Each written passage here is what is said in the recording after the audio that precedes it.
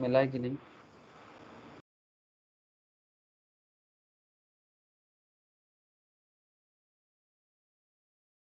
मिल गया sir?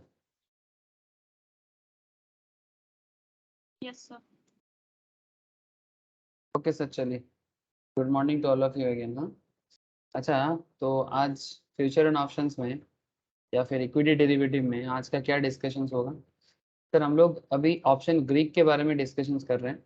That is Greek in the sense delta, gamma, theta. हाँ sir, वेगा, डेका, बचपन वाला मैथ्स का जो एरिया है। क्लास 10 12 लेवल में जो लोग साइंस पढ़ते हैं, ज़्यादा पढ़ते हैं। जो लोग नॉर्मल 10th तक तो साइंस सबको ही पढ़ता है ना, तो वहाँ पर ये मैथमेटिक्स में बहुत पॉपुलर टॉपिक है, specially in trigonometry.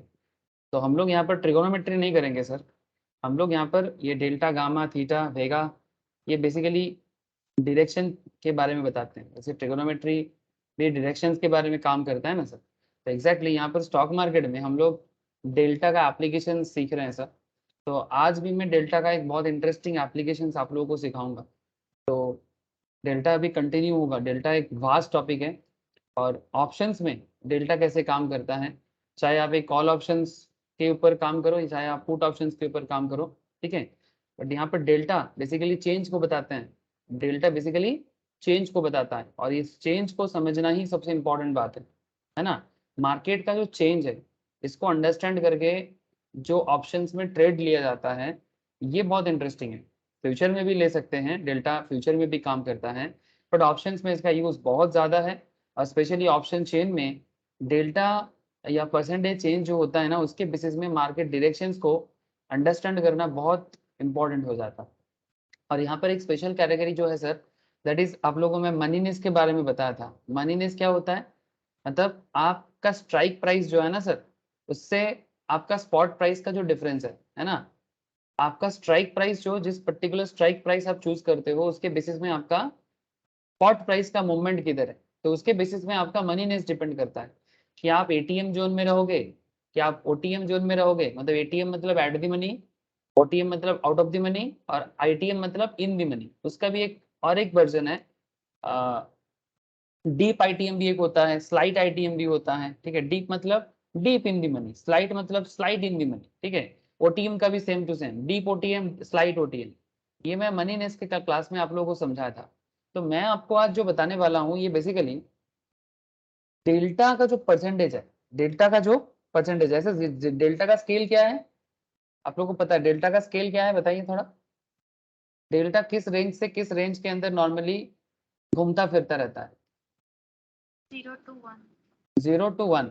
Thank you sir. अगर कोई 0 to 100 स्केल यूज करेगा तो इंटू 100 कर देगा, और कुछ नहीं।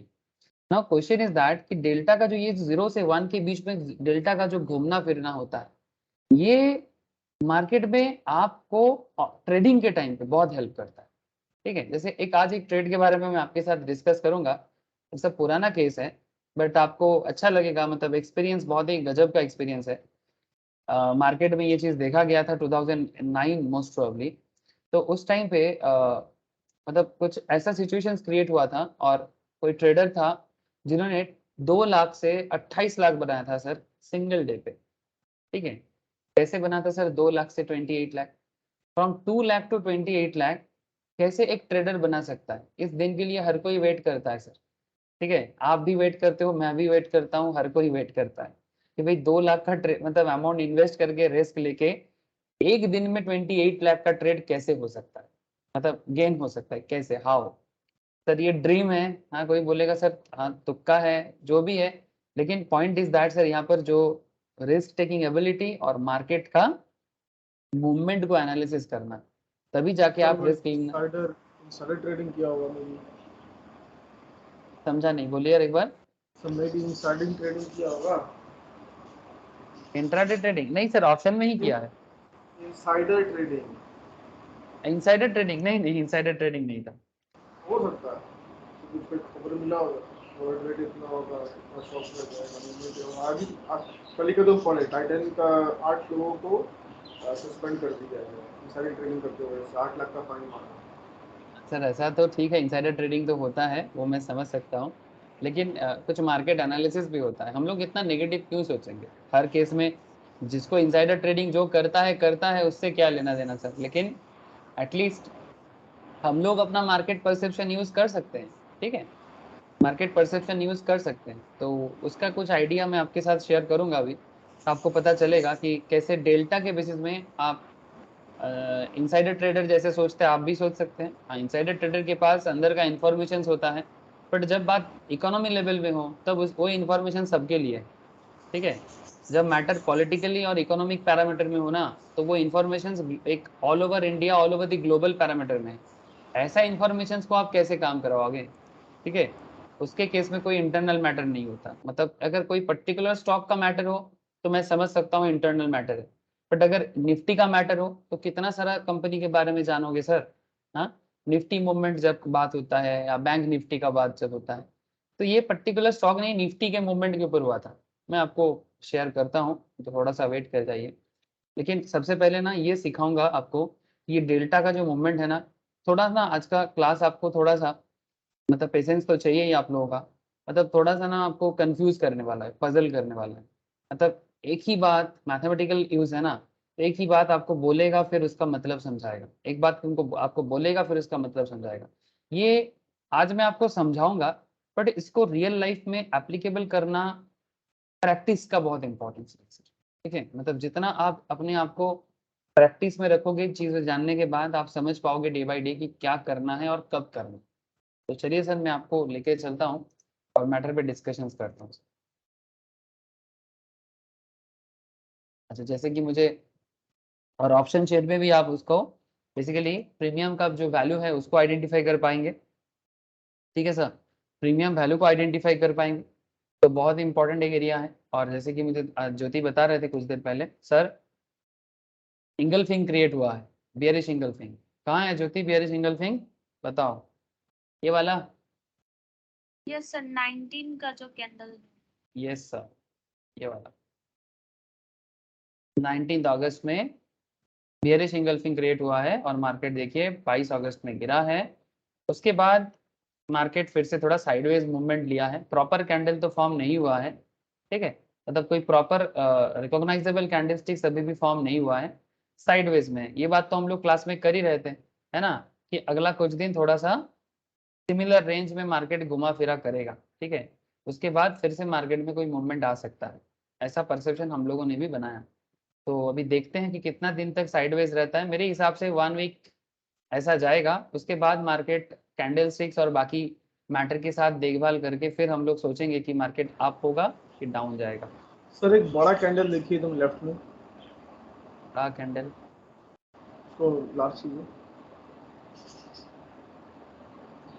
हाँ बस। ये वाला, हाँ वो भी तो इंगल्फिंग है सर, लेकिन तब पर मार्केट देखिए ऊपर गया है। इसके बारे में बात कर रहे हैं आप। हाँ हाँ, उसी के बारे में बात कर रहे हैं। वो भी तो पूरा इन्गल्फ कर दिया है। बियर्स का काफ़ी ज़्यादा एक्टिव सेलिंग प्रेशर है, बट देखिए मार्केट ऊपर गया उसके बाद। नहीं सर, ये देखिए, पहला बात है कि ये डाउन ट्रेंड, का डाउन हाँ ट्रेंड। हाँ, ये डाउन ट्रेंड है। पहला प्रीवियस ट्रेंड देखिए, फर्स्ट ऑफ ऑल ये डाउन ट्रेंड है, एंड सेकंड थिंग ये प्रॉपर इंगल्फिंग नहीं है, बिकॉज पहला कैंडल ग्रीन होना चाहिए था, है ना। पहला कैंडल रेड होना चाहिए था, उसके बाद वाला कैंडल ग्रीन होना चाहिए था। नहीं नहीं, हम बेरिश इनगल्फिंग का ही बात कर रहे हैं। तो बना बेरिश इनगल्फिंग, बट सर वहाँ से तो मार्केट नीचे आना चाहिए, काफ़ी ज़्यादा बड़ा कैंडल है। नहीं सर, ये 30% तो ये तो डाउन ट्रेंड में है। ये आप ट्रेंड, आप ट्रेंड पहचानने में गलत कर रहे हैं सर। सर ये डाउन ट्रेंड मैंने, में है, समझ रहे डाउन ट्रेंड में, पर डाउन ट्रेंड में भी तो ऐसा हो सकता है ना कि इनगल्फिंग बने नहीं और शेयर होता नीचे है, जाए। मैं आपका बात समझ सकता हूँ, बट आप बात को नहीं समझ रहे हैं। ये बात तो मैं आप स्टार्टिंग से बता रहा हूँ, मतलब किस ट्रेंड में आपका इंगल्फिंग फॉर्म हो रहा है और किस तरह का इंगल्फिंग फॉर्म हो रहा है, ये भी तो आपको मायने रखता है। मतलब अगर आप ट्रेंड में बियरिश इंगल्फिंग हो तो वो मार्केट को नीचे खींचता है, बट अगर डाउन ट्रेंड में बियरिश इंगल्फिंग हो वो मार्केट को नीचे लेके आएगा, इसका क्या गारंटी है। वो तो कैरेक्टर के साथ सूट ही नहीं करेगा फिर। तो बट यहाँ ये भी देखना है कि नेक्स्ट 2 सेशंस में देखिए काफ़ी ज़्यादा फाइट हुआ है। ये डोजी हाँ बना है, डोजी टाइप का बना है, मतलब वहाँ हाँ, पे फाइट हुआ, हाँ सेलिंग यहाँ प्रेशर पे। आया है, बट फिर बायर्स ने ऊपर खींच लिया, खींच के उसको और ऊपर टांग दिया, नीचे आने हाँ नहीं दिया। बेसिकली, हाँ बेसिकली ये वाला कैंडल स्टिक्स प्रॉपरली आपको पहचान नहीं देगा। ये बेसिकली डाउन ट्रेंड, और ये जो इतना लंबा कैंडल होता है ना, ये लंबा कैंडल पे तो ट्रेड लेना ही नहीं चाहिए, जरूरत से ज्यादा लंबा है। ये इस तरह का जो हाई वॉल्यूम कैंडल होता है ना, ये कैंडल पे ट्रेड कभी भी नहीं लेना चाहिए, देखना चाहिए, वॉच करना चाहिए। क्यों बोलिए तो टू शॉर्ट और too long is always risky, as a trader it's always risky, मतलब ये मेरा मानना है। बाकी उसके बाद आपको ये जगह देखना चाहिए था स्पिनिंग टॉप, फिर यहाँ पर आपको एक हैमर नजर आ रहा होगा, ठीक है। ये हैमर के कारण मार्केट में थोड़ा सा अप ट्रेंड क्रिएट हुआ है। तो कैंडल स्टिक्स का ट्रेंड भी बहुत अच्छे से देखिएगा सर, बार बार बोल रहा हूँ, सिंपल सा चीज है, लेकिन अगर प्रॉपर कैरेक्टरिस्टिक फुलफिल हो जाए ना, आप अभी या शायद आप लोग सीख रहे हैं या फिर अभी प्रैक्टिस के साथ हैं, आपको ऐसा लगेगा, बट जैसे जैसे जो क्लास में हुआ ना, अगर आप उसको और एक बार फिर से देखेंगे ना, और उसको अपनी कॉपी में अपने हिसाब से एक नोट बनाइएगा और उसको आप रेगुलर बेसिस में प्रैक्टिस कीजिएगा, फिर आप देखिएगा कि जो हम लोगों ने सीखा है अगर उसको आप प्रॉपरली अप्लाई करते हैं ना, आपका श्योर शॉट ट्रेड होगा ही होगा। ऐसा आप लोगों के साथ पहला बार नहीं है, इससे पहले भी मैं जितना जितना लोगों को सिखाया, वो इस चीज को बार बार करता है, फिर जाके वो एक दिन बोलता है कि दादा जो भी करते हैं 80% सही होता ही है। तो ये चीज मुझे कॉन्फिडेंस दिया है कि अगर अच्छे से कोई सीखता है ना, हड़बड़ ना करके, तो अगर उसको प्रॉपरली जितना सीखा उसको अप्लाई करेगा ना, जब जब ट्रेड लेगा वो ऑलवेज, मतलब पॉजिटिविटी रेट बहुत हाई है। मतलब मार्केट को जानना जानना के लिए डिसिप्लिन होना बहुत जरूरी है, ठीक है, डिसिप्लिन होना बहुत जरूरी है। कई बार हम लोग बहुत ज्यादा, मार्केट का सबसे बड़ा प्रॉब्लम क्या है ना, हम लोग ना बहुत जल्दी ग्रेडी हो जाते हैं, अभी लगता है कि अभी कुछ ये कर देंगे, अभी कुछ वो कर देंगे, और ये ग्रेडीनेस ना प्रॉब्लम क्रिएट करता है। अच्छा चलिए, अभी मैं टेक्निकल पे बात नहीं करूंगा क्योंकि ऑप्शंस में बात करना है, ऑप्शंस पे बात करना है। चलिए, तो मैं थोड़ा सा पेन ले लेता हूँ।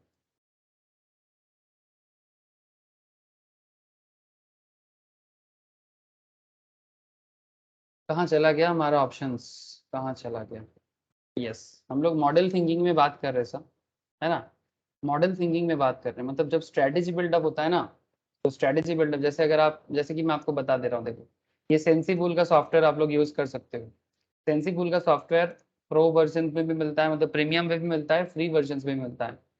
सुमित जी ये देखिए वर्चुअल ट्रेड का यहाँ पर भी आपको मिल जाएगा, ठीक है।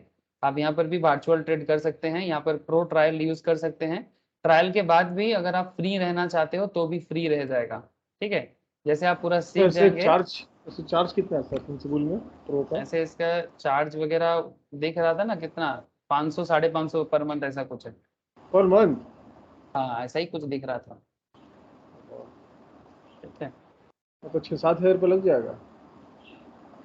ठीक है, जब जब सीख के करेंगे तो ये वो भी मायने नहीं रखेगा, है ना, ठीक है। अच्छा वो बात अलग है, बट यहाँ पर आप कुछ और भी कभी कभी डिस्काउंट भी चलता है, वो आप देख लीजिएगा, मैं आपको दिखा दे रहा हूँ। आप वर्चुअल ट्रेड जो करोगे वो तो फ्री है, ठीक है। और यहाँ पर देखिए स्ट्रेटेजी बिल्डर का भी आपको ऑप्शन दिखेगा ना, तो जैसे सारा कॉन्सेप्ट क्लियर हो जाएगा ना, फिर धीरे धीरे आपको स्ट्रेटेजी बिल्डअप कैसे करना है वो आप खुद ही समझ जाओगे कि करना क्या है और कैसे करना है, ठीक है। कुछ रेडीमेड में मिलता है इन लोगों के पास, वो रेडीमेड भी सही है कि नहीं है उसका भी आपको एक आइडिया लगना चाहिए, ठीक है। तो ये सारा चीज आप लोग धीरे धीरे अपने आप को बनाएगा ना तो ऑटोमेटिक हो जाएंगे, लेकिन अंडरस्टैंडिंग, खुद का नोट मेकिंग ये जरूरी है। ये बेसिकली क्या बताना सर, स्टॉक मार्केट ट्रेडिंग ना एक ट्रेडिंग हो या इन्वेस्टमेंट, इसको हम लोग क्या बोलते हैं, जैसे एक बंगाली में एक कहावत है, हिंदी में भी बोलते हैं, साधना, साधना समझते हैं। हाँ, जैसे जैसे जो लोग स्पिरिचुअल सीकर्स होते हैं वो जैसे साधना करते हैं ना, ऐसे जो स्टॉक मार्केट सीकर्स है उसको भी साधना करना चाहिए, नो डाउट सर, इसमें कोई दोहराई नहीं, ये साधना का पार्ट।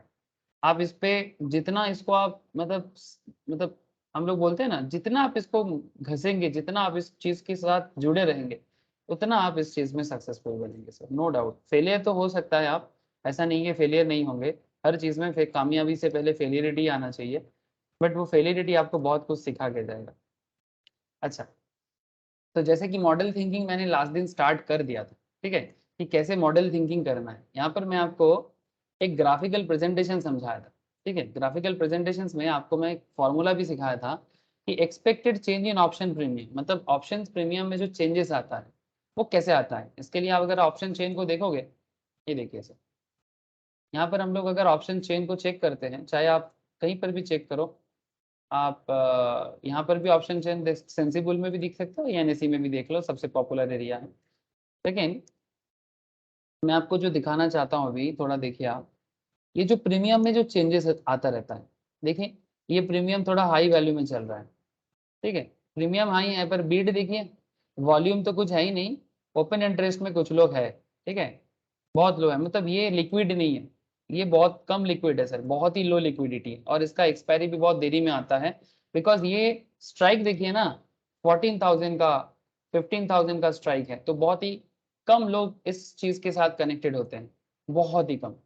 सबसे ज्यादा भीड़ आपको कहाँ नजर आएगा? करेंट मार्केट लेवल में, करेंट मार्केट लेवल में आप ऑर्डर देखिए तो आपको समझ में आएगा, ठीक है। ये दो चीज बहुत इंपॉर्टेंट है, जानते हैं ना, ओपन इंटरेस्ट और वॉल्यूम, ठीक है, इसके बारे में मैं पहले भी फ्यूचर में बात करके रखा, ठीक है। ओपन इंटरेस्ट और वॉल्यूम आपको मार्केट के बारे में काफी आइडिया प्रोवाइड करता है। इवन रिसेंटली मैंने एक आपको ऑलरेडी ओपन इंटरेस्ट और वॉल्यूम बता के रखा था, और मैंने और एक बार फिर से आप लोगों के लिए एक स्पेशल नोट बिल्डअप किया, ठीक है, volume versus open interest, what is the difference, ठीक है, वहां पर तो मैं बताया था, फिर से मैंने सोचा कि थोड़ा इजी वे में कुछ और एग्जाम्पल के साथ, कैलकुलेशन के साथ मैंने इसको बनाया, मैं ये भी आप लोगों के साथ डिस्कस करूंगा, ठीक है। बट फिलहाल नहीं, फिलहाल थोड़ा सा मैं आपको डेल्टा के ऊपर फोकस करूंगा, बिकॉज डेल्टा में कुछ अभी भी जान बाकी है। तो मैं बस आपको ये बताना चाहता हूँ कि आप देखिए कि कैसे आपका प्रीमियम वैल्यू पे चेंजेस आता है।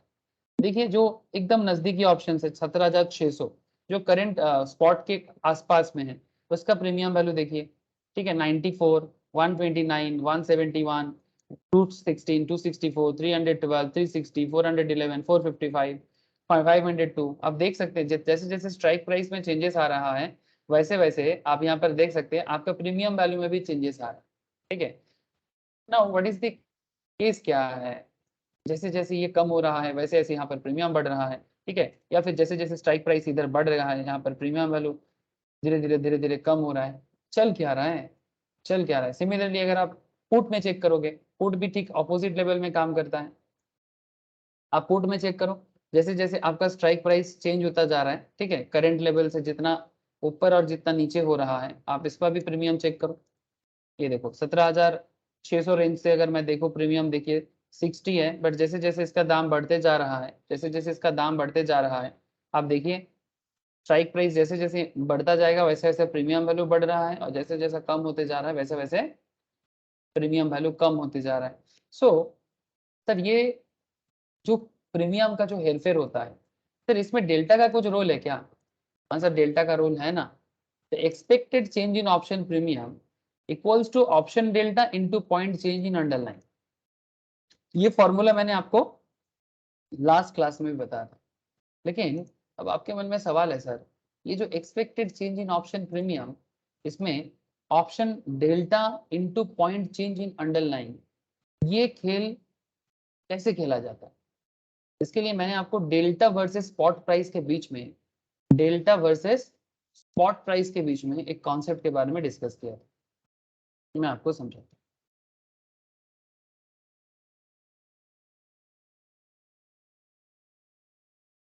डेल्टा वर्सेस स्पॉट प्राइस, देखो डेल्टा वर्सेस स्पॉट प्राइस, ये मैंने लास्ट दिन आपको बताया भी था कि डेल्टा वर्सेस स्पॉट प्राइस मतलब डेल्टा के साथ स्पॉट प्राइस का क्या काम होता है, ठीक है, किस तरह से डेल्टा और स्पॉट प्राइस काम करता है। In the previous chapter we look the different significance of delta and also understood how one can use delta to evaluate the expected change in premium. So before we proceed any further here, we quick recap of the previous chapter। ये बात मैंने last week भी बताया था, call options का positive value होता है, positive call options में हमेशा पॉजिटिव डेल्टा होता है, ठीक है, और पुट ऑप्शंस में नेगेटिव डेल्टा होता है। ये बात याद है, मैं फिर से दिखा रहा हूँ, ठीक है, कॉल ऑप्शंस का डेल्टा पॉजिटिव होगा और पुट ऑप्शंस का डेल्टा नेगेटिव होगा, ठीक है, जैसे यहाँ पर 0.4 था, ठीक है, 0.4 indicates that for every 1 point gain और लॉस, अगर एक पॉइंट में मार्केट चेंज होता है या एक पॉइंट में मार्केट लॉस करता है, तो आपका ऑप्शन प्रीमियम भी 0.4 में गेन या लॉस करेगा। सिमिलरली पुट ऑप्शंस में भी नेगेटिव डेल्टा कैसे काम करता है, 0.4 अगर नेगेटिव है, 1 पॉइंट अगर मार्केट में चेंजेस आता है निफ्टी में या जो भी स्टॉक है, ठीक है, या गेन होता है, तो 0.4 में वो भी लॉस और गेन करेगा। लेकिन ये मैंने लास्ट वीक बताया था, काफी डिटेल्स में हुआ था, लेकिन अभी मैं आपको इसका एक ग्राफिकल प्रेजेंटेशन आपके साथ डिस्कस करता हूँ। ये देखिए, look at this graph, delta versus spot price, क्या हो रहा है यहाँ पर। मैं ये उम्मीद रख सकता हूँ सर कि आप लोगों को मनीनेस याद है ना, मनीनेस याद होना चाहिए सर, मनीनेस भूलने से नहीं होगा, मतलब एटीएम, आईटीएम एंड ओटीएम का कॉन्सेप्ट ये नहीं भूलना है, ठीक है। मतलब एटीएम कब होता है, जब आपका मार्केट प्राइस के आसपास, मतलब स्पॉट प्राइस और स्ट्राइक प्राइस सेम होता है। सेम लेवल में होता है। आईटीएम कब होता है, अच्छा ये डिपेंड करता है, देखिए ये कॉल ऑप्शंस के लिए है ना, ये कॉल ऑप्शंस का एरिया है, ये डेल्टा है, ठीक है, ये डेल्टा है, डेल्टा 0 से लेके 1 के बीच में आएगा फॉर कॉल ऑप्शंस, और डेल्टा -0 से लेके -1 तक रहेगा इसके केस में, पुट के केस में, जैसे सर पुट का एरिया, ये पुट का एरिया, ठीक है, वो कॉल का एरिया था, ये पुट का एरिया। अब यहाँ पर और एक चीज आप देखिए कि जैसे जैसे मार्केट आपके स्ट्राइक प्राइस से जितना दूर जाएगा, ठीक है, आप देखिए यहाँ पर आपका डेल्टा जितना बढ़ता जाएगा, डेल्टा जितना इंप्रूव होगा, मतलब डेल्टा जितना 0 से 1 की तरफ जाएगा, लेकिन एक चीज यहाँ पर ख्याल कीजिए, एक टाइम के बाद डेल्टा फ्लैट हो गया है ना, मतलब 1 में आके डेल्टा फ्लैट हो गया, क्यों, क्योंकि 1 से ज्यादा डेल्टा हो नहीं सकता। सिमिलरली पुट के केस में डेल्टा को इधर देखिए, -1 के बाद डेल्टा और माइनस नहीं जा रहा है, मतलब डेल्टा इसके बाद और नहीं जाएगा, तो जो कुछ भी होगा इसके बीच में होगा, जो कुछ भी होगा इसके बीच में होगा, मतलब डेल्टा अगर नेगेटिव जोन में है, मतलब नेगेटिव इन द सेंस, अगर पुट का बात कर रहा हूँ तो -0.2 मतलब -0.1, ठीक है, 0.1 माइनस पे ऐसा जोन में है, तो इसका मतलब है कि ये ओटीएम जोन में है, मतलब out of the money zone में, ठीक है। अगर मैं कॉल के बारे में सोचूं तो 0.1 0.2 अप टू 0.4 तक आप सोच सकते हो, 4 क्या 0.5 तक आप सोच सकते हो कि ये जो डेल्टा है ना, ये तो डेल्टा का एरिया है, ये देखो आप इस तरह से सोचिए, ये 0.4 है, तो मैं 0.4 और 6 के बीच में 5 को ले अगर काउंट करूं तो कितना आएगा, ऑलमोस्ट दिस रेंज, मतलब इस एरिया में आके ये ओटीएम और एटीएम के बीच में रहेगा, मतलब 0.5 में आके ये एट दी मनी ऑप्शंस में रीच करेगा, मतलब प्रॉफिट देना मुश्किल है, लेकिन आप एट दी मनी ऑप्शंस में रहोगे, ठीक है। तो ये जो एरिया है अगर इसके अंदर डेल्टा है तो आप ओटीएम में हो, सिमिलर टू इधर भी 0 से लेके 0.4 -0.5 तक, सिमिलर टू इधर भी -0.5 तक अगर आपका डेल्टा है तो इसका मतलब आप ओटीएम जोन में हो। इसके बाद जैसे जैसे डेल्टा 0.6 0.8 की तरफ जा रहा है ना, फिर आप एटीएम छोड़ के आईटीएम की तरफ भाग रहे हो, फिर एक सर्टेन एक के बाद जब 1 रीच कर जाता है उस टाइम पे आप फ्लैट हो जाते हैं। अब यही तो देखना है सर कि ये डेल्टा को देख के मार्केट में आपको डेल्टा का इंफॉर्मेशन मिलेगा, मैं आपको लास्ट दिन भी दिखाया था, ठीक है, कि डेल्टा किसी ऑप्शंस का कितना है, ठीक है। ये जो इंटरेस्टिंग चार्ट आपको मैं दिखा रहा हूँ ना, इसको थोड़ा सा ध्यान से देखिए इसे, मैं आपको सिर्फ पहले कॉल के बारे में बात कर रहा हूँ, पुट आप खुद ही एनालिसिस कर लीजिएगा, बिकॉज अगर कॉल समझ में आ जाएगा ना तो पुट समझना मुश्किल नहीं है। और एक बात बार बार बोलूंगा, बेसिक्स नहीं भूलना है, बेसिक्स नहीं भूलना है, जो मैंने लोग स्टार्टिंग से करके आ रहे हैं sir. So this is a very interesting chart, and to begin with, I would suggest you look at only the blue line and ignore the red line completely. मतलब पुट को थोड़ा छोड़ो, सिर्फ कॉल पे ध्यान दो। ब्लू लाइन क्या represent करता है, delta of A call option, and the graph above क्या कैप्चर करता है, कुछ important characteristics of delta. Let me list them for you. Meanwhile, keep this point in the back of your mind. As and when the spot price changes, जब जब spot change होगा, spot मतलब spot market, ठीक है, current market, moneyness of the option also changes, जब जब spot change होगा तब तब moneyness of an option change होगा, ठीक है। अब यहाँ पर आपको देखना है, look at the X axis, this is X axis, ये एक्स एक्सिस है। Starting from left the moneyness is increase as the spot price traverse from OTM to ATM to ITM. मतलब आप यहाँ पर जस्ट अगर इस ग्राफ को वापस देखिए, जैसे जैसे स्पॉट प्राइस चेंज होता है ना, वैसे वैसे डेल्टा या ओटीएम से एटीएम फिर एटीएम से आईटीएम की तरफ भागता है। देखिए ओटीएम से एटीएम, एटीएम से आईटीएम। अब ये स्पॉट प्राइस चेंज के ऊपर डिपेंड करके ही होता है, अगर स्पॉट जैसे चेंज होगा ओटीएम से एटीएम, एटीएम से आईटीएम जोन में जाएगा। अब इसी से छुपा, इसी के अंदर छुपा हुआ है सर, 2 लाख से 28 लाख का जर्नी भी इसके अंदर छुपा हुआ है, थोड़ा सा वेट कर जाइए। And look at the delta line, as and when the spot price increase so does the delta। जब जब स्पॉट बढ़ता है तब तब डेल्टा बढ़ता है, जब जब स्पॉट बढ़ता है तब तब डेल्टा बढ़ता है। Notice at OTM the delta is flatter near zero. जब मैं ओटीएम का बात कर रहा हूँ आउट ऑफ द मनी, तो उस टाइम पे डेल्टा क्या है, जीरो है। देखिए ओटीएम में डेल्टा जीरो है। Look at some, OTM zone में मतलब out of the money zone में डेल्टा जीरो है, चाहे आप कॉल के लिए सोचिए चाहे आप पुट के लिए सोचिए। मैं अभी पुट को थोड़ा साइड कर रहा हूँ, ठीक है, मैं पुट को थोड़ा साइड कर रहा हूँ। आप सिर्फ कॉल पे ध्यान दीजिए, आप सिर्फ कॉल पे ध्यान दीजिए। कॉल पे अगर आप ध्यान देंगे तो आप क्या देख पा रहे हैं कि ओटीएम पे ये जीरो लेवल में है, this is delta, this is zero, delta equals to zero. अब यहाँ से धीरे धीरे डेल्टा जीरो से 0.2, 0.4, 0.6, 0.8, 1 तक पहुंचेगा और धीरे धीरे आप भी आईटीएम जोन में पहुंचोगे। अब देखना ही है कि आपको ट्रेड कब लेना है, आपको ट्रेड कब लेना है, और कब ट्रेड लेने से आप कितना ज्यादा पैसा कमा पाओगे। ओटीएम में ट्रेड लेना है, आईटीएम में ट्रेड लेना है कि एटीएम पे ट्रेड लेना है। ध्यान से सुनिए सर बात, थोड़ा समझ मतलब थोड़ा पेशेंस चाहिए, ध्यान से देखो sir. Notice at OTM the delta is flattish near zero. This also means irrespective of how much the spot price falls.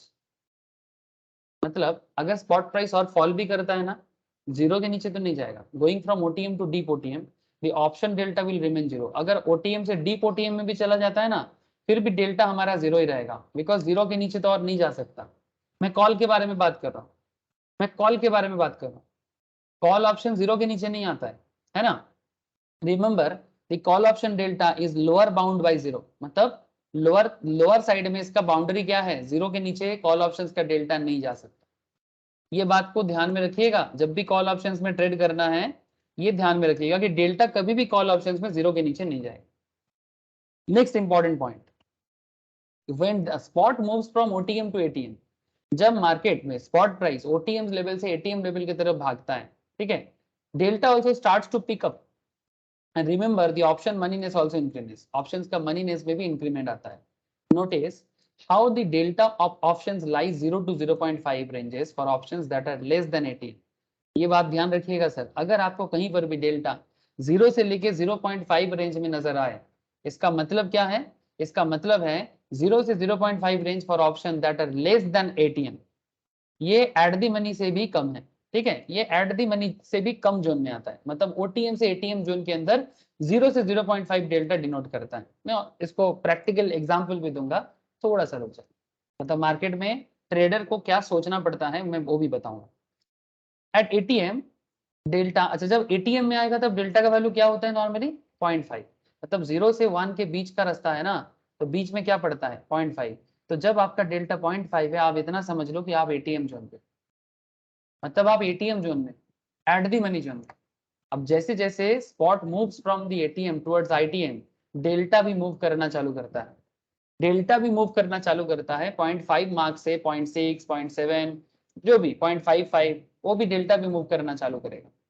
Now notice delta starts to fatten, delta धीरे धीरे फैटन हो जाएगा और when it hits the value of 1, ये flatter हो जाएगा।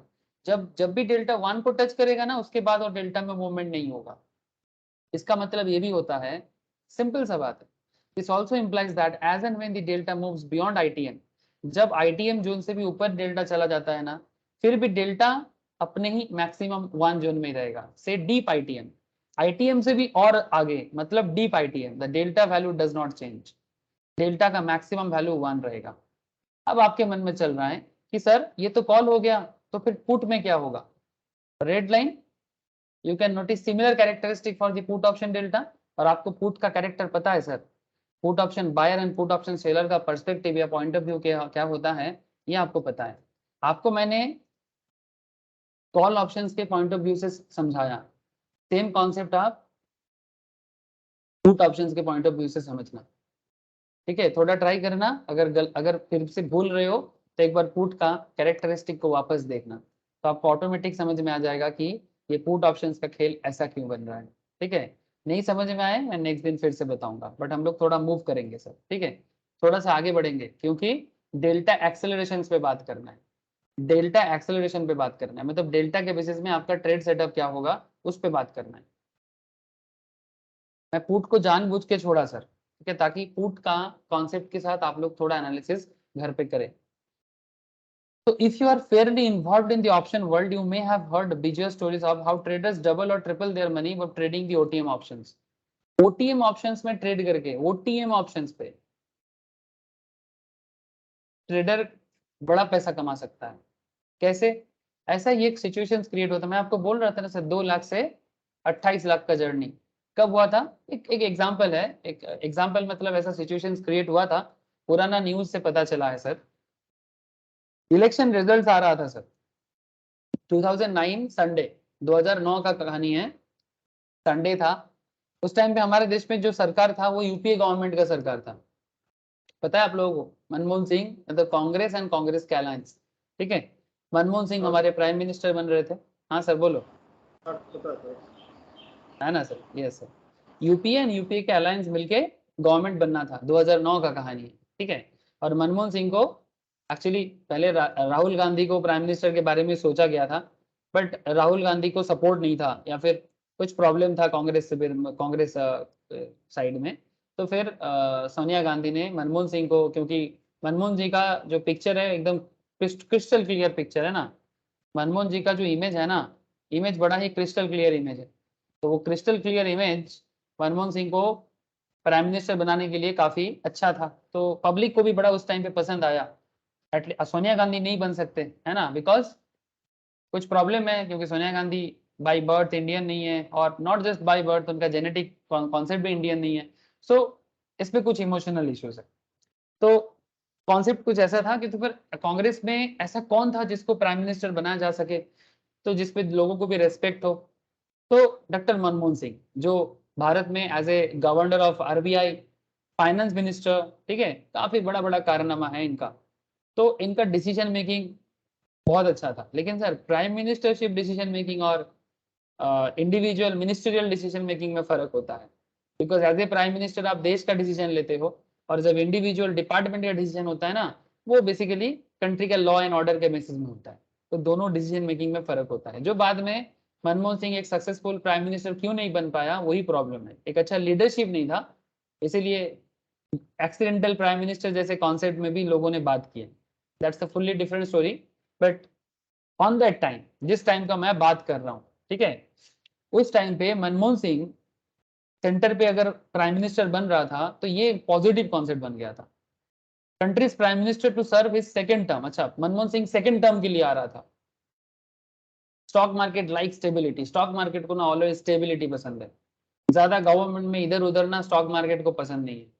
On that time BJP picture में नहीं था, पिक्चर में था बट बीजेपी का कोई ऐसा प्रॉपर कॉन्सेप्ट बिल्डअप नहीं हुआ। अटल बिहारी जी चला गया था, अटल बिहारी जी जाने के बाद बीजेपी ऑर्गेनाइज्ड वे में बन नहीं रहा था, तो स्टेबल गवर्नमेंट चाहिए था, कांग्रेस अकेला नहीं कर पा रहा था, तो यूपीए के साथ जो भी मिली जुली सरकार बना के स्टेबिलिटी बनाने का कोशिश कर रहा था। Stock market always like stable एक पॉलिटिकल कंडीशंस, ठीक है, ज्यादा हेरफेर पसंद नहीं है। एक सिंपल सा कॉन्सेप्ट काम करता है सर, क्योंकि स्टॉक मार्केट मतलब बिजनेस का मार्केट है ना, और बिजनेस कभी भी ना चहल पहल पे अच्छा नहीं हो पाता है। बिजनेस हमेशा शांति का काम होता है ना, चाहे आपका जो भी बिजनेस हो, बिजनेस में रोज का ये झमेला वो झमेला से बिजनेस नहीं होता। बिजनेस करना है तो एक पीसफुल एनवायरनमेंट में बिजनेस करना। तो stock market likes stability at the centre, and we all knew that the market would rally the next day 18 May, ठीक है, 17 मई का बात कर रहा था, 18 मई 2009 को market the previous day Nifty close हुआ था 3671 पे। इससे पहले निफ्टी क्लोज हुआ था 3671 पे, और उसके बाद सर हाँ बोलो सर। मार्केट का पॉलिटिकल से क्या रिलेशन? अरे बहुत बहुत बड़ा रिलेशन है सर, बताइए। क्योंकि अरे सर इसका क्या बताऊं मैं आपको, मतलब ये बहुत बड़ा ये फंडामेंटल कहानी है। बस इतना जान लो कि पॉलिटिक्स ही तो है जो पूरा देश को चलाता है। पॉलिटिकली अगर कोई भी कंट्री, कोई भी स्टेट पॉलिटिकल स्टेबल रहेगा ना, तभी उस देश में बिजनेस अच्छा हो सकता है, और बिजनेस अच्छा होगा तभी तो इकोनॉमी अच्छा होगा। बिजनेस अच्छा होगा। इस पे चर्चा कीजिए। देखो सर, ये हमारा आज का भारत है, ये भारत आज एक स्टेबल गवर्नमेंट के साथ है, ठीक है। कल अगर ये जैसे आज बीजेपी का गवर्नमेंट है, ठीक है, मैं जिस टाइम का मैं बात कर रहा हूँ वो कांग्रेस का बात कर रहा था, कांग्रेस नहीं यूपीए का, ठीक है। उससे पहले 2004 में एनडीए था, मतलब बीजेपी अकेला नहीं कर पा रहा था, बीजेपी के साथ अलायंस बना के एनडीए बना था। अब कॉन्सेप्ट इज दैट कि जैसे मानो कि वेस्ट बंगाल, आप एक सिंपल सा एग्जांपल मैं आपको दे सकता हूँ। आप लोग मुझे बताइए, आप लोग सभी कोई वेस्ट बंगाल से हो? तो नहीं, सब कोई नहीं है, ज्योति इज फ्रॉम मणिपुर। बट आप लोग को एक चीज मैं बताता हूँ, वेस्ट बंगाल का पॉलिटिकल कॉन्सेप्ट कैसा है? स्टेबल है? मतलब पॉलिटिकल स्टेबिलिटी का कॉन्सेप्ट है कि पॉलिटिकल जो सिचुएशन है यहाँ का कैसा लगता है? सिंगल गवर्नमेंट है तो स्टेबल ही होगा। नहीं, गवर्नमेंट सिंगल है, बट मैं आपको पॉलिटिकल जो सिचुएशन वेस्ट बंगाल में आज से नहीं सर, आप आज का बात समझ रहे हो आप, मैं बताना चाहता हूँ कि लास्ट 20-30 ईयर से, मतलब पॉलिटिकल प्रोपेगेंडा ज्यादा है कि कम है? ज़्यादा है सर, वेस्ट बंगाल में बहुत ज़्यादा है। बहुत ज्यादा है compare to any other states, compare to any other state. मतलब यहाँ पर पॉलिटिकल प्रोपेगेंडा बहुत ज्यादा है। मतलब प्रॉब्लम क्या है, गवर्नमेंट स्टेबल तो हो जाता है बट स्टेबिलिटी का बेस बहुत स्ट्रांग नहीं है। और प्रॉब्लम है कि वेस्ट बंगाल में ना एक anti business, anti industry concept बन गया है सर। मैं बिजनेस के पॉइंट ऑफ व्यू से बात करूं, जैसे ममता दीदी जब आए थे, जब ममता दीदी वेस्ट बंगाल गवर्नमेंट में फॉर्म आया था, उस टाइम पे ममता दीदी का जो मेन आने का जो मेन कॉन्सेप्ट था, जो पर्टिकुलर आंदोलन को लेके आया था, सिंगूर आंदोलन। सिंगूर में क्या कॉन्सेप्ट था? टाटा अपना फैक्ट्री बना रहा था, ममता दीदी टाटा को यहाँ से भगाया, सीपीएम के साथ लड़ाई करके टाटा को वेस्ट बंगाल से जाने के लिए मजबूर कर दिया। अब आप मुझे बताइए, टाटा सिंगूर में नैनो का फैक्ट्री बना रहा था, अब नैनो फैक्ट्री में नैनो बनेगा ये कहाँ बताया गया? नैनो फैक्ट्री में कोई भी गाड़ी बन सकता है, कार फैक्ट्री है वो। नैनो को ऑब्जेक्टिव करके आया था। इसका मतलब ये थोड़ी नैनो बिक नहीं रहा है, नैनो बिक रहा है। और नैनो के साथ साथ दूसरा गाड़ी भी बन सकता है, कोई भी छोटा मोटा गाड़ी बन सकता है, और ये भी कोई भी कार बन सकता है। तो कॉन्सेप्ट इज दैट कि ममता दीदी ने बेसिकली एंटी इंडस्ट्री कॉन्सेप्ट लगाया एंड प्रो एग्रीकल्चरलिस्ट कॉन्सेप्ट लगाया। So concept is that sir, इस तरह से मैं अभी प्रो एग्रीकल्चर में नहीं जाऊंगा, मैं एक बिजनेस के पॉइंट ऑफ व्यू से बात कर रहा हूँ। अब टाटा को तो जाना पड़ा बिकॉज टाटा ये इंस्टेबल, मतलब इस तरह का पॉलिटिकल झमेला के अंदर थोड़ी ना वो बिजनेस कर पाएगा। तो एक टाटा चला गया, तो उसके बाद से कोई भी बड़ा कंपनी आने का साहस करता है वेस्ट बंगाल में? आप लोग बताइए मुझे।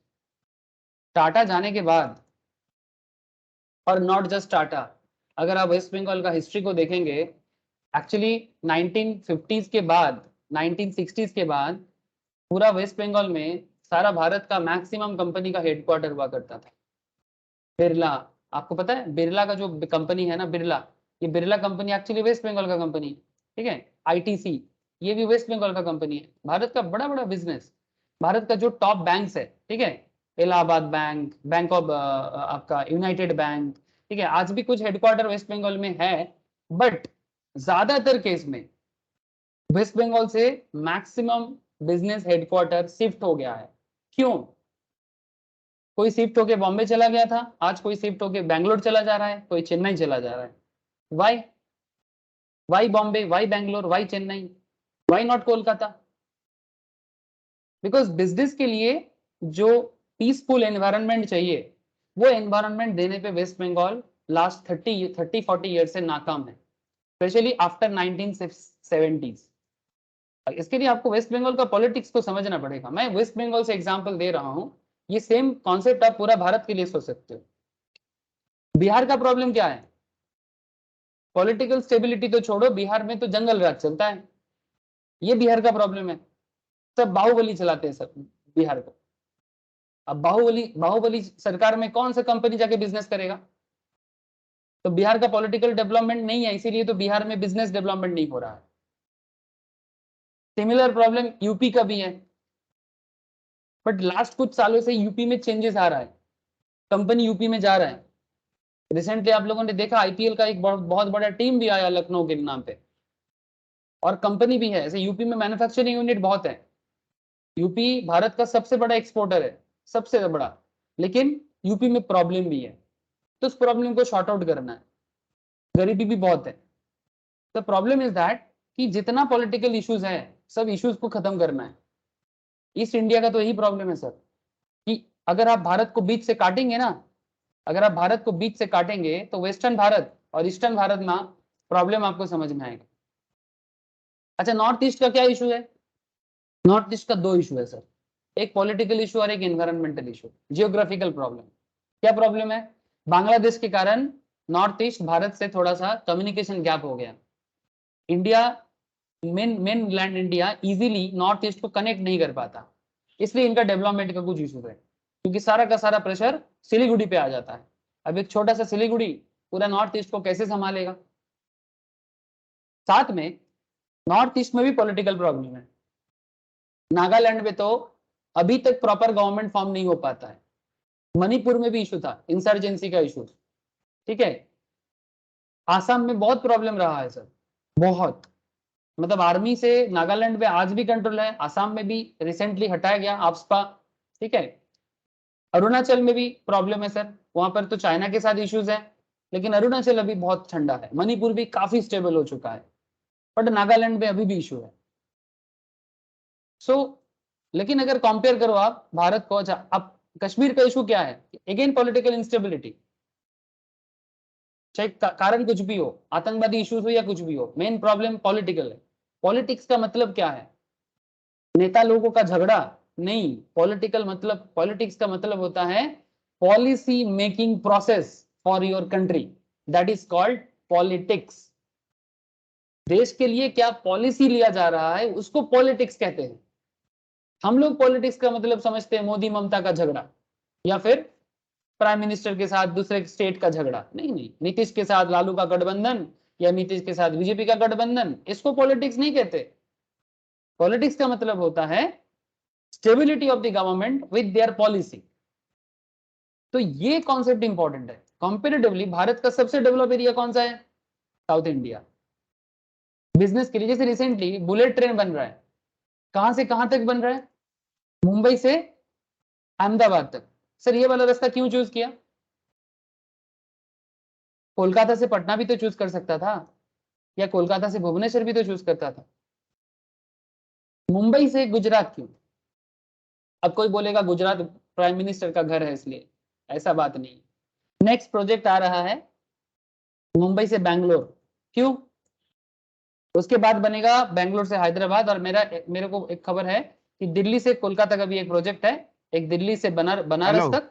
हाँ बोलो। জিটিএম একটা কি কোম্পানিটা, যে সিমেন্ট না কি কোম্পানি আছে, ও কন্ট্রাক্টটা পেয়েছে। किसे? कोलकाता टू बनारस? মনে হয় মেবি একটা কন্ট্রাক্ট পেয়েছে ৭,০০০ কিলোমিটার রাস্তা। কালকে আমি অর্ডার বুক খুলেছিলাম।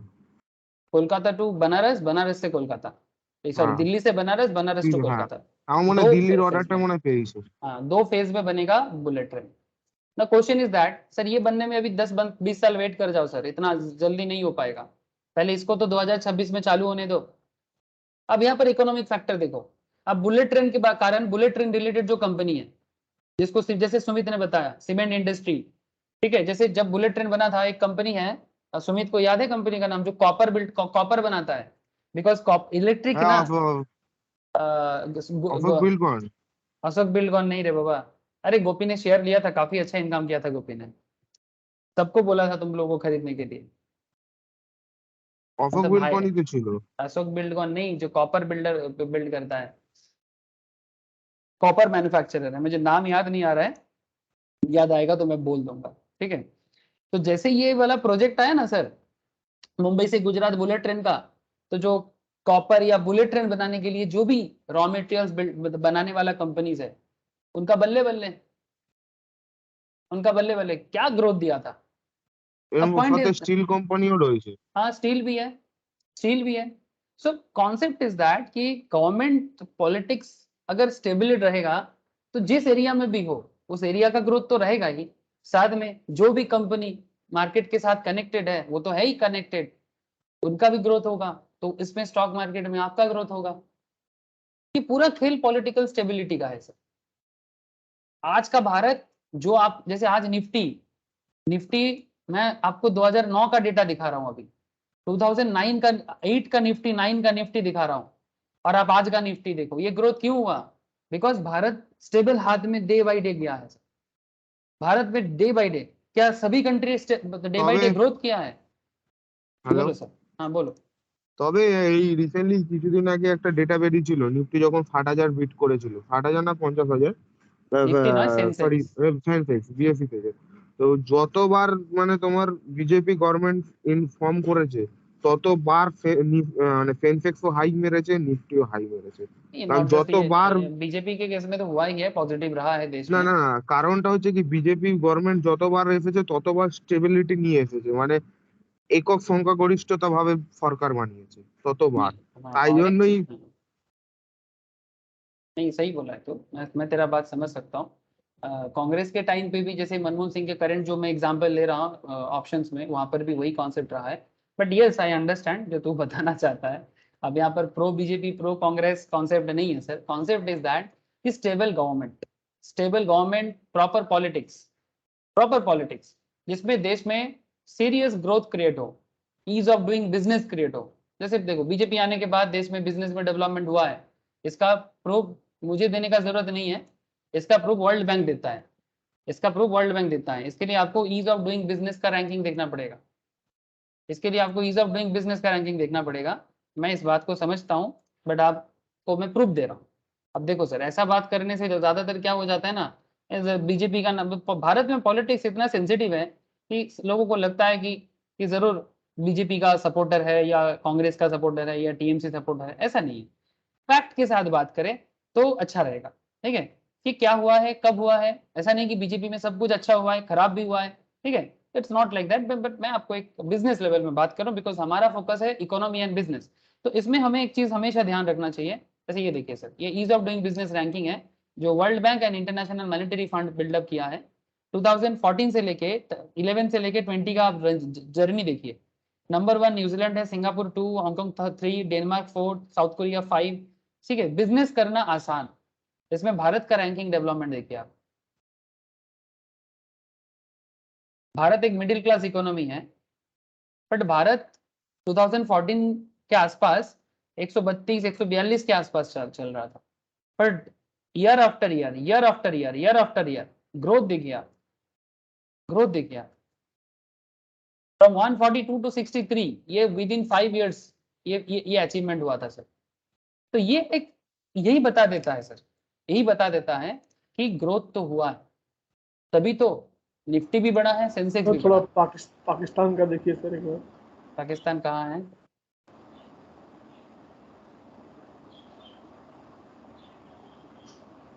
पाकिस्तान आगे 108। देखिए सर, पाकिस्तान अब 142 से भारत का ग्रोथ है 66 में। पाकिस्तान का देखिए 128 से फिर बढ़ गया था 144, 147, 136, रिसेंटली थोड़ा सा 108 में आया। पाकिस्तान का ग्रोथ लेवल बहुत खराब है सर, बहुत खराब है। ठीक है, रिसेंटली कुछ और भी कंट्रीज का और भी सिचुएशन खराब हुआ है। ठीक है, अभी रिसेंट तो ease of doing business ranking बंद भी कर दिया, चाइना मैनिपुलेशन कर रहा था, गलत डेटा प्रूफ निकाल रहा था, इसलिए वर्ल्ड बैंक अभी इसको स्टॉप कर दिया। रिसेंटली 2021 में वर्ल्ड बैंक ने डिसीजन लिया कि अभी इसको नहीं बनाएंगे, क्योंकि चाइना हमेशा डुप्लीकेसी करने में वेस्ट बंगाल में से छोटा छोटा मिनी पाकिस्तान बन गया था, इसके वजह से भी यहाँ पे बंगाल में बिजनेस करने जल्दी आता नहीं है बड़ा कंपनी। हर चीज सर, आप मिनी पाकिस्तान बोलो। ठीक है, वही तो प्रॉब्लम बता रहा हूँ मैं आपको। स्टेबिलिटी क्या होता है वही समझना है सर, हर चीज में स्टेबिलिटी होना चाहिए, किसी को भी ना सर पे उठाना नहीं है। ठीक है, अब वोट बैंक वाला राजनीति नहीं करना है, जेन्युइन राजनीति करना है, जेन्युइन राजनीति, निर्डर राजनीति। ठीक है, ऐसा नहीं कि बस इससे मुझे वोट मिलेगा इसलिए मैं तुष्टीकरण करूं, ये वाला राजनीति गंदा राजनीति। ठीक है, तुष्टीकरण क्यों करना है, सही को सही बोलना है, गलत को गलत बोलना है। ठीक है, ये राजनीति जो करेगा वही भारत में स्टेबिलिटी ला पाएगा, चाहे वो बीजेपी करे चाहे वो कांग्रेस करे। तो तुष्टीकरण मतलब डोमिनेशन नहीं, तुष्टीकरण मतलब अपीजमेंट, मतलब जिसको हम लोग मतलब अपीजमेंट क्या होता है, मतलब आप गलत करोगे फिर भी मैं बोलूंगा आप अच्छा कर रहे हो, हाँ हाँ ठीक है कोई दिक्कत नहीं है, इसको बोलते हैं तुष्टीकरण करना या फिर अपीजमेंट करना। मतलब जिसको हम लोग बंगाली में बोलते हैं ना तेल मारिशना, मतलब तेल मारना। ठीक है, मतलब आप गलत हो, आप गलत कर रहे हो, फिर भी आप क्योंकि आपके पास वोट है इसलिए मैं आपको सपोर्ट करूँ। आपके कम्युनिटी को सपोर्ट करूंगा।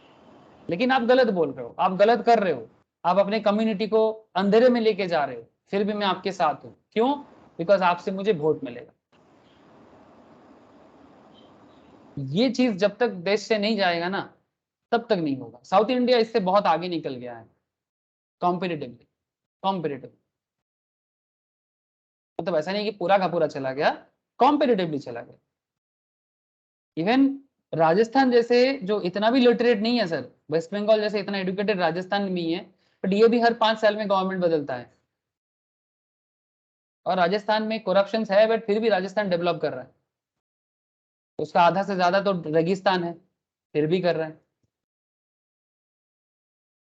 छोड़ो सर, अब इंडिविजुअल स्टेट के बारे में मैं क्या बोलूं, but I hope you understand कि जब जब देश में एक प्रॉपर, जैसे बीजेपी के टाइम पे अगर आप नेशनल हाईवे ऑथोरिटी, मतलब जो कॉन्सेप्ट है देश का जो इंफ्रास्ट्रक्चर का डेवलपमेंट, ये तो वाजपेयी जी का कारनामा है कि देश में रास्ता बने। आज जो नॉर्थ ईस्ट, आज का नॉर्थ ईस्ट को देखो आप, नॉर्थ ईस्ट जैसे ज्योति है मणिपुर से, ज्योति बता सकता है, ठीक है, प्रॉब्लम है सर, प्रॉब्लम है, ऐसा नहीं बोलूंगा कि प्रॉब्लम नहीं है, बट आज जिस तरह से नॉर्थ ईस्ट भारत के साथ जोड़ रहा है ना sir, by rail, by bridge, मतलब इतना ब्रिज रिसेंटली हुआ है, आप सोच नहीं सकते। अरुणाचल तक आप बाई कार जा सकते हो, ये संभव नहीं था। मणिपुर तक आप ट्रेन में जा सकते हो, मालगाड़ी जा रहा है मणिपुर तक। बहुत आसान नहीं है, बिकॉज पूरा पहाड़ी है, ठीक है, एकदम पहाड़ी रेंज है, बहुत मुश्किल है, एनवायरमेंटल इश्यूज बहुत है। अगर ये 47 के बाद से होता ना, या 70s के बाद भी होता ना, तो आज नॉर्थ ईस्ट इतना पीछे ना रहता। लेकिन इसमें काम स्टार्ट हुआ है 2000 के बाद, यही प्रॉब्लम है। नहीं तो नॉर्थ ईस्ट आज इंडिया का टूरिस्ट हब में, आज नॉर्थ ईस्ट टूरिस्ट हब में इंडिया में नंबर 1 एरिया हो जाता। इतना ब्यूटीफुल है हमारा नॉर्थ ईस्ट, टूरिस्ट से ही इनकम कर लेता, लेकिन कम्युनिकेशन कहाँ क्रिएट किया, वही तो प्रॉब्लम है। बांग्लादेश के साथ रिलेशनशिप ठीक ठाक होना जरूरी है, ये भी बहुत सारा मैटर है सर। पॉलिटिकल स्टेबिलिटी हर एंगल से चाहिए। तो जो भी हो, चलो सर, मेन पॉइंट से ही भट जाते हैं, यही प्रॉब्लम है। इकोनॉमिक्स में बात करने बोलते हो ना सर, मैं खो जाऊंगा, क्योंकि इकोनॉमिक्स मेरा फेवरेट कॉन्सेप्ट है सर, क्योंकि मैं हमेशा इकोनॉमी को नजर करता हूँ, क्योंकि इकोनॉमिक्स समझ में आ जाएगा ना आपको, ये सब निफ्टी 50 तो बच्चा चीज है, इकोनॉमिक्स समझ जाओगे तो निफ्टी 50 बच्चा चीज है। जिस दिन आपके मन में ये घुस जाएगा ना, अब ये सब कॉन्सेप्ट ना बिल्डअप करना कि निफ्टी बढ़ सकता है कि नहीं बढ़ सकता, आज 17,000 है, 25,000 जाएगा कि नहीं जाएगा, ये सब बहुत ही सिंपल कैलकुलेशन, सिंपल कैलकुलेशन, कितना दिन में 25,000 तक पहुंचेगा, सिंपल कैलकुलेशन। अच्छा, एक बार मैं कंप्लीट कर लूँ सर जो कॉन्सेप्ट बात कर रहा था। तो यहाँ पर आप देख सकते हैं कि कोई एक था ट्रेडर, उसी कॉन्सेप्ट में काम कर रहा था, 2 लाख अपने ओटीएम में लगाया था, आउट ऑफ द मनी में लगाया था, far up option OTM out of the money 2 lakh का अमाउंट डाल दिया था। डेयर डेविल ट्रेडर था, considering the fact that nobody can really predict the outcome of general election. Election में क्या होगा किसी को नहीं पता, बट अगर कोई इलेक्शन में प्रेडिक्शन कर सकता है, he would benefit if the market rallied, but for the market to rally there were many factors at play. Even recently Modi ji जब आए थे 2014 के बाद 2019 में, मार्केट को देखना क्या गजब रैली दिया था, वो डेट याद रखना, पता चल जाएगा। 2019 में जब सेकेंड टाइम मोदी जी, मतलब बीजेपी गवर्नमेंट आया था, सिमिलर कॉन्सेप्ट हुआ था। सर ये ओटीएम कॉल लिया है, बट यहाँ पे तो मार्केट रैली दिखा रहा है, इसको तो आईटीएम कॉल लेना चाहिए था ना। नहीं सर, वही तो बात है, वो ओटीएम के टाइम पे बॉट कर रहा है, रैली तो बाद में होगा। मतलब वो तो बुलिश सेंटिमेंट लेकर के ना कि कल मार्केट बढ़ेगा रिजल्ट के बाद, हाँ सर, तो वही उसको मैं तो वही आईटीएम तो लेना चाहिए। यही तो बात समझना है सर, ठीक है, कि ह्यूज रिस्क है, ओटीएम कॉल लेना मतलब ह्यूज रिस्क है। अब मार्केट में ग्रोथ कितना बड़ा होने से तभी तो ऐसा होगा, ओटीएम से आईटीएम में पहुंचोगे आप। देखते हैं सर आगे कैसे हाँ प्रॉफिट किया है ओटीएम लेकर के। देखो, the market rally, there are many factors at play. Along with him, we too are very anxious to figure out what would happen. Finally, the result were declared. Vote का result है, and we all knew he would make money on 18th में. अब 17 तारीख को trade था, but none of us really know what extent would stand to benefit. 18th में 2009, a day that I cannot forget. 9:55 actually on that time 2009 के time पे ना market 9:55 में ओपन होता था, ठीक है, जैसे आज 9:15 है, उस टाइम पे 9:55 में होता था। That was market opening time back then. It was a big bang open for market. Nifty immediately hit an upper circuit. Immediately. Market open होते ही अपर सर्किट, फिर मार्केट को बंद कर दिया गया था, मार्केट फ्रोज कर दिया था, and within a matter of few minutes Nifty rallied close to 20% to close the day at 4321. 3000 में चल रहा था, 3000 कितना था, 3000 कहाँ चला, 3671, फिर अपना अपर सर्किट को हिट कर दिया और फिर लास्ट में 20% आप जाके 4321 में क्लोज हुआ। द एक्सचेंज डिसाइड मार्केट को क्लोज कर दिया 10:01 में, as it was overheated and thus it was the shortest working day. Basically ये शॉर्टेस्ट वर्किंग डे बना है सर। तो कॉन्सेप्ट इज दैट, अब यहाँ पर चार्ट देखिए, ये देखिए जो कैंडल में बताना चाहते हो, ये कैंडल देखिए,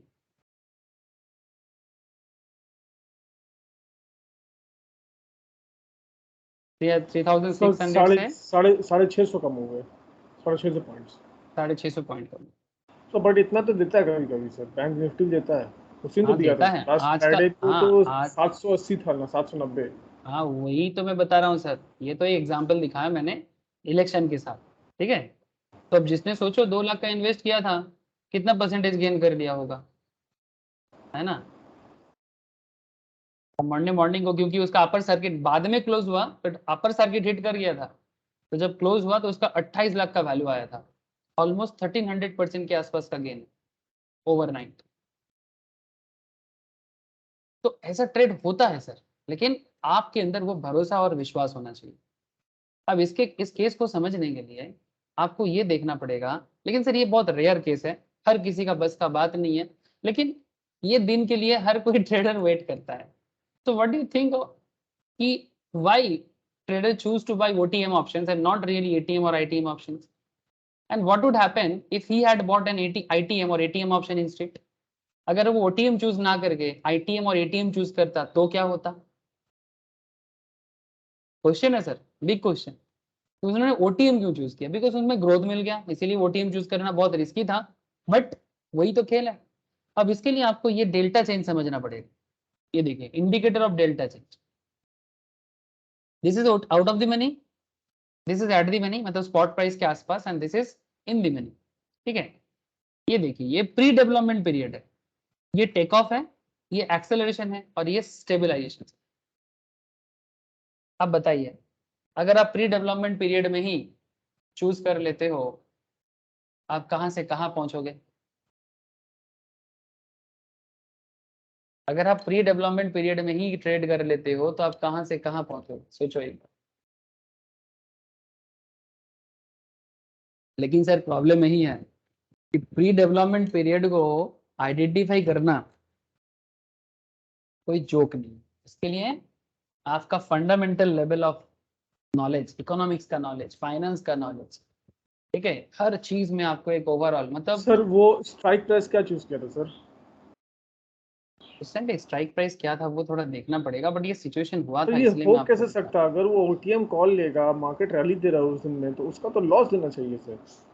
ये पॉसिबल कैसे है सर? वही तो समझ उसका स्ट्राइक प्राइस तो होगा पर्टिकुलरली।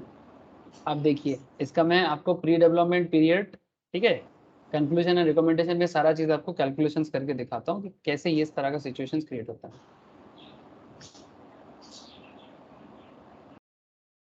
ठीक है।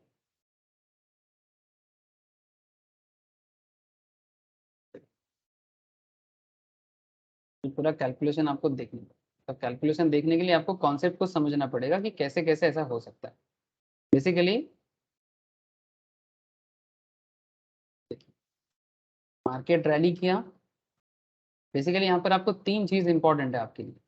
आपको प्री डेवलपमेंट पीरियड आइडेंटिफाई करना है, आपको out of the money concept में क्या करना है वो देखना है, ठीक है। जैसे ये वाला जो डेल्टा एक्सेलरेशन का कॉन्सेप्ट है, there are 4 delta stages mentioned in the graph. Let us look into each of one of them.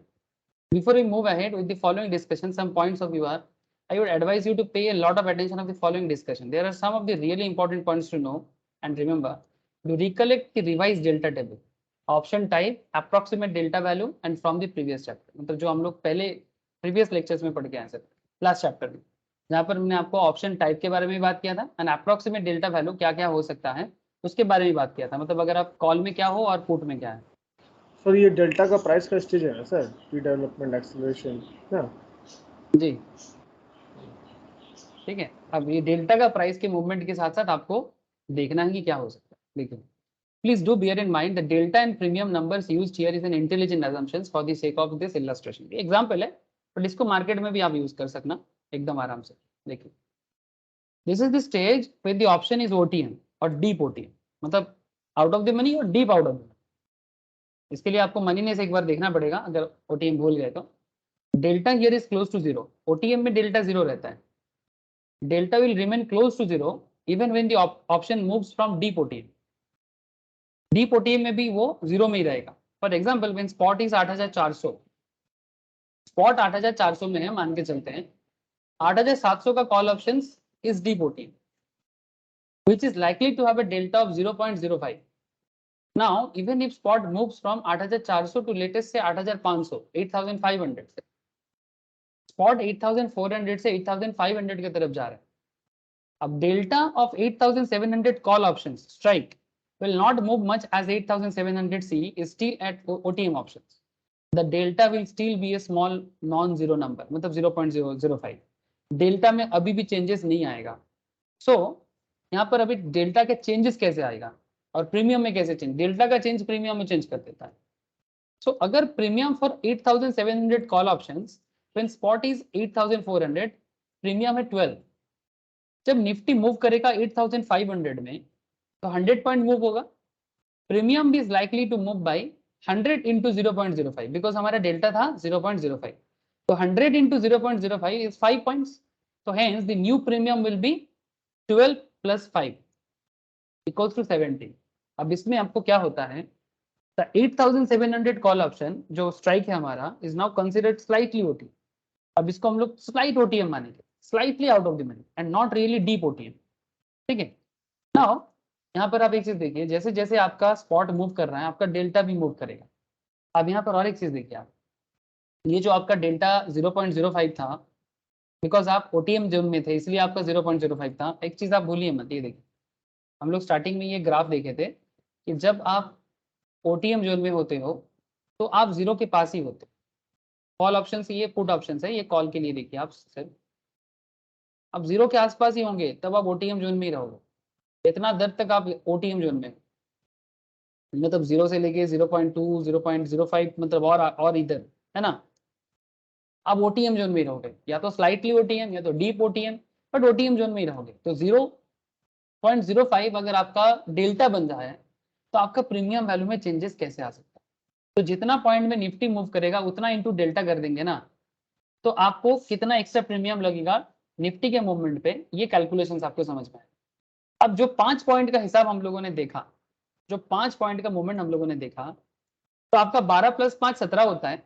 Now concept is that new premium आपका हो गया 17। However, the 8700 call option is now considered slightly OTM and not really deep OTM। But यहाँ पर एक चीज याद रखिए sir, the change in premium value in absolute terms 5% है, but percentage वाइज काफी हाई है। 5/12 कीजिए, पहले 12 था, चेंज 5 का हुआ है, 5/12 कीजिए 41.6% का चेंजेस है प्रीमियम। ये जो चेंज हमें दिखता है ना ऑप्शन चेन में, ऑप्शन चेन में जो हमें जो चेंज नजर आता है, ठीक है, ये जो चेंज नजर आता है ये चेंज यही है।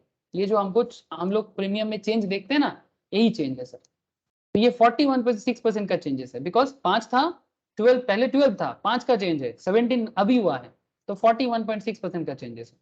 तो 5 सुनने में बहुत छोटा लगता है बट परसेंटेज वाइज हाई है। कंक्लूजन क्या आएगा यहाँ से, deep out of the money options tends to put an impressive percentage. However for this to happen the spot has to move by large value. Spot को large value में move करना है। Recommendation क्या है, avoid buying deep OTM. Recommendation market का ये recommendation, risky trading अलग होता है। Avoid buying deep OTM options because the delta are really small and the underlying has to move massively for the option to work in your favour. आपके favour में काम करेगा, ये बहुत ही रेयर काम है। There is more bang for the buck elsewhere, however for the very same reason selling deep OTM make sense. Deep OTM में आप सेल कर सकते हैं, but we evaluate them when to sell options when we take up the Greek theta. ये theta में बात करेंगे, because हम लोग अभी डेल्टा में बात कर रहे हैं ना, थीटा में बात करेंगे कि सेल ऑप्शंस में कैसे काम करेगा, लेकिन अभी थीटा में नहीं जाना है। अब आपको मैं, तो फिर क्या कॉन्सेप्ट निकला, डीप ओटीएम को अवॉइड करने के लिए रिकमेंडेशन किया जा रहा है टेक ऑफ एंड एक्सेलरेशन। ये स्टेज देखिए, this is the stage when the options transitions from OTM to ATM, मतलब ओटीएम से लेके एटीएम की तरफ भी बढ़ रहा है। अगेन ग्राफ को थोड़ा देखिए सर, ग्राफ को फिर से थोड़ा देखिए, मतलब अभी आप ये वाला जोन, जब आपका डेल्टा ओटीएम से एटीएम की तरफ बढ़ रहा है, मतलब आपका डेल्टा 0.4 0.5 के आसपास जा रहा है, एटीएम के लिए आ रहा है सर, ऐसे जोन में आ रहा है। ओटीएम से एटीएम का जो जर्नी है, ये वाला जोन में आपको क्या करना है, बिकॉज ये एक्सेलरेशन जोन है, समझ रहे हैं ना। पहले मैं आपको pre development and take off वाला बताया, फिर आप एक्सेलरेशन में आ रहे हो। अब जब मार्केट एक्सेलरेट करता है, मतलब स्पॉट मार्केट एक्सेलरेट करेगा, take off and acceleration, this is the stage when the option transition from OTM to ATM and this is where the maximum bang for the buck lies, मतलब इसी में ज्यादातर लोग रहता है। And therefore the risk, consider Nifty spot 8400 मान के चलते example, strike is 8500, call option is slightly OTM, delta is 0.25, premium is 20, चल रहा है। अब स्पॉट मूव करेगा 8400 से मानो 8500 में, आपका प्रेडिक्शन है। तो figure out what happens to the premium side, 100 अगर चेंज है, 8500 डेल्टा का call options, delta 8500 call options का डेल्टा है 0.25, तो प्रीमियम चेंज कितना हो जाएगा, 100 इंटू 0.25 इक्वल्स टू 25, तो न्यू प्रीमियम हो जाएगा 20 प्लस 25 इक्वल्स टू 45। पुराना प्रीमियम था 20, न्यू प्रीमियम हो जाएगा 25 इक्वल्स टू हो जाएगा 45। सो परसेंटेज चेंज कितना हो जाएगा सर, परसेंटेज चेंज हो जाएगा आपका, जो प्रीमियम चेंज हुआ है 25 में, ठीक है, प्रीमियम चेंज हुआ है 25 में और आपका पुराना था 20 में, तो 25/20 करके देखो, आपको 125% का चेंज नजर आएगा। यही वाला ऑप्शन चेन में चेंज नजर आता है सर, ठीक है। So for the same 100 point move slightly OTM options behave very differently. OTM से एटीएम का मूवमेंट में आपका परसेंटेज चेंज काफी अलग हो गया, प्रीमियम का वैल्यू भी चेंज हो गया। कंक्लूजन क्या है, the slightly OTM option which usually has a delta value of say 0.2 or 0.3 is more sensitive to changes in the underlying. For any meaningful change in the underlying, अगर spot market में कुछ भी change होता है, the percentage change in the slightly OTM option is very impressive. बहुत जल्दी change होता है. In fact, this is exactly how option traders double or triple their money. That is buying slightly OTM options when they expect big moves. उनको slightly OTM option पसंद आता है जब वो बिग मूव कर सकता है इन द अंडरलाइन में। But I would like to remind you that this is just one face of the cube, there are other face we will need to explore. ये एक साइड है जो मैं आपको बता रहा हूँ, इसका एक दूसरा साइड भी है, ठीक है, दूसरा साइड में आगे आगे बात करूंगा सर। तो यहाँ पर रिकमेंडेशन क्या है, recommendation is buying slightly OTM option is more expensive than deep OTM option. हमेशा एक्सपेंसिव ज्यादा होता है, but if you get your act right you stand to make killing. Whenever you buy options, consider buying slightly OTM options. Of course, assuming there is plenty of time to expiry, we'll talk about this later. Expiry के लिए time हाथ में होना चाहिए. Let us take the forward to see how ATM option will react for the same 100 point. Spot मानो 8400, strike मानो 8400 ATM. Spot 8400, strike भी 8400. इसका मतलब ATM में आप प्रीमियम मानो चल रहा है 60 करके. प्रीमियम मान के चलो 60 चल रहा है. Change in underlying is 100. इसका मतलब 8400 आपका कॉल ऑप्शन स्ट्राइक है, ठीक है, 8400 स्ट्राइक है, स्पॉट भी 8400 है। तो प्रीमियम चेंज 100 पॉइंट में अगर होता है, ठीक है, अगर प्रीमियम चेंज 100 पॉइंट में होता है, चेंज इन अंडरलाइंग 8500 में अगर जाता है, तो 100 इंटू 0.5, बिकॉज हमारा डेल्टा कितना है 0.5, और मैंने आपको समझाया था ना एटीएम में डेल्टा नॉर्मली 0.5 जोन में ही आता है, बिकॉज वो बीच का जोन है। तो 100 इंटू 0.5 इक्वल्स टू 50, तो आपका न्यू प्रीमियम 60 प्लस 50 110, तो परसेंटेज चेंज कितना होगा 83% चेंज हो जाएगा। कैसे किया स्ट्राइक तो दोनों सेम है सर, तो चेंज अंडरलाइन 100 कैसे हुआ सर? ये हम लोग मान लिए कि 100 पॉइंट में मूव किया, हम लोग जस्ट इसको मान लिए, मतलब 8500 आप मान के चलो, ठीक है, इसको हम लोग मान लिए कि 100 पॉइंट में चेंज हुआ तो कितना आपका प्रीमियम होगा, बस यही एग्जांपल था। तो कंक्लूजन क्या है, ATM options are more sensitive to change in this spot when compared to OTM options. Now because the ATM's delta is high, the underlying need not really move by a large value. Even if the underlying moves by a small value, the option premium changes. However, buying ATM options are more expensive when compared to OTM options. Recommendation क्या है, buy ATM options when we want to play safe.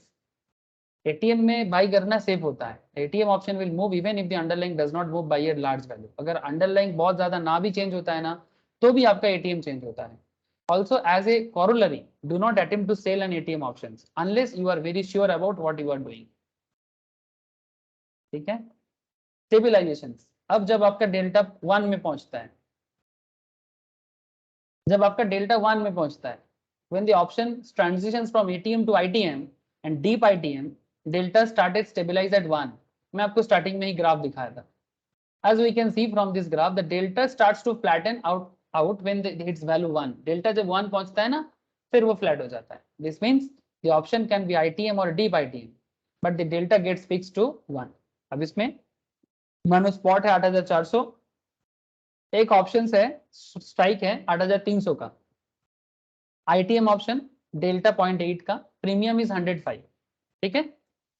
दूसरा option है option 2, strike है आपका 8200, deep ITM option है, delta है 1 and premium is ₹210।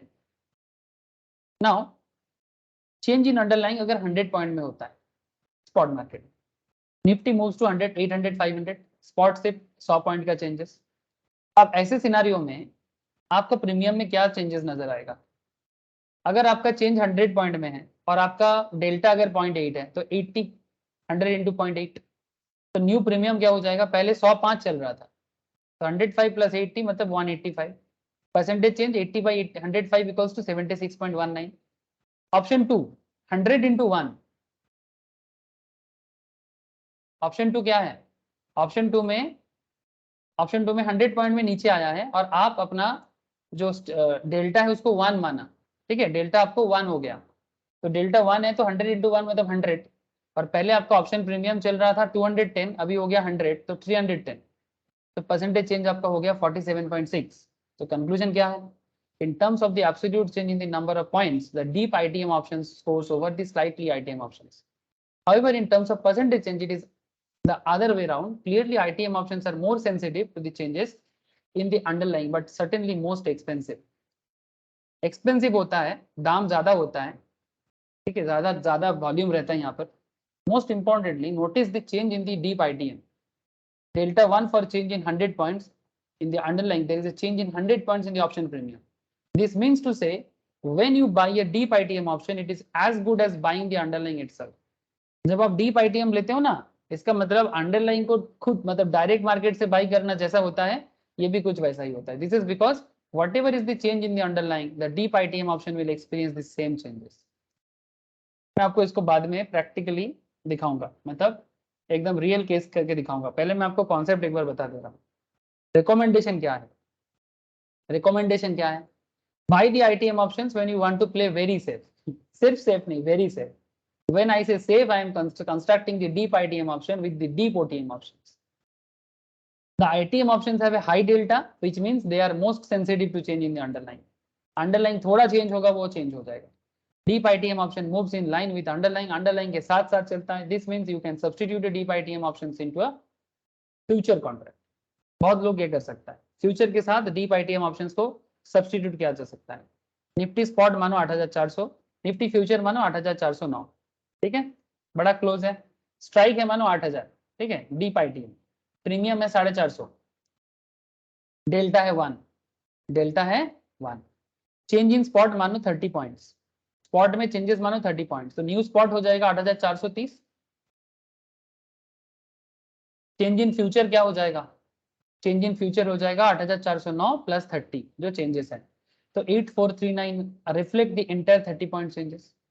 Now change मतलब ये फ्यूचर में चेंज हो जाएगा। ऑप्शन प्रीमियम में क्या चेंज होगा? डेल्टा 1 है और 30 आपका चेंजेस है, तो डेल्टा इंटू 30, तो 30, तो ऑप्शन प्रीमियम क्या हो जाएगा? 30 प्लस 450 मतलब 480, जो 30 चेंज को बताता है। तो इतना चेंजेस आपको डीप ITM में या फिर फ्यूचर कॉन्ट्रैक्ट में भी सेम होता है, मतलब फ्यूचर कॉन्ट्रैक्ट और डीप ITM में प्रीमियम का कॉन्सेप्ट ऑलमोस्ट सेम काम करता है। So the point is both future and deep ITM options react very similar to the changes in the underlying. Hence, you are better off buying a deep ITM options and therefore lessen your margin burden. However, if you opt to do this, you need to constantly make sure that deep ITM option continues to remain deep ITM. In other words, make sure the delta is always 1. Plus to keep an eye on the liquidity of the contract. मतलब ये सब इस तरह का जो contract होता है ना, इस पे हमेशा आंख लगा के रखना चाहिए, ज्यादा चेंजेस हो जाए तो आप मुश्किल में पड़ सकते हैं. I would suspect that at this stage the information contents in this chapter could be an overdose. तो ज्यादा ही overdose हो गया, मुझे ऐसा लग रहा है. Especially if you are exploring the Greeks for the first time, I would suggest you to take your time to learn this one bit at a time. मतलब एक बार फिर से रिवाइज करो. There are few more angles we need to explore to respect the delta. और भी कुछ angle है, उसके बाद फाइनलाइज करेंगे, जो नेक्स्ट चैप्टर में डेल्टा का थर्ड पार्ट है सर, मैं आपको बताऊंगा. एक टेबल है यहाँ पर बजाज ऑटो का, आप इसको एक बार चेक कर सकते हो. ठीक है, बजाज ऑटो का एक डेटा है, आप इसको एक बार चेक कर सकते हो कि बजाज ऑटो प्राइस चल रहा था 2210 में. आज मैं थोड़ा छोड़ूंगा आपको, इसको एक बार घर पे जरूर आप लोग ट्राई कीजिएगा. 2210 में प्राइस चल रहा है. प्राइस एक्सपेक्टेशन है 30 पॉइंट का. यस बोलिए सर. सर डेल्टा वैल्यू हमको कहाँ पे दिखेगा सर?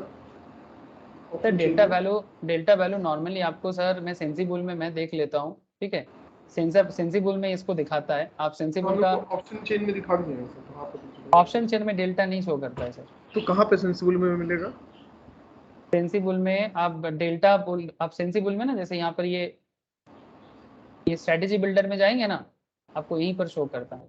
यहाँ पर आप अपना एक कस्टम स्ट्रेटेजी लेंगे. ठीक है, यहाँ पर स्ट्रेटेजी को पुट करेंगे ना, तो आपको यहाँ पर ये देखो ग्रीक में मैंने क्लिक किया ना,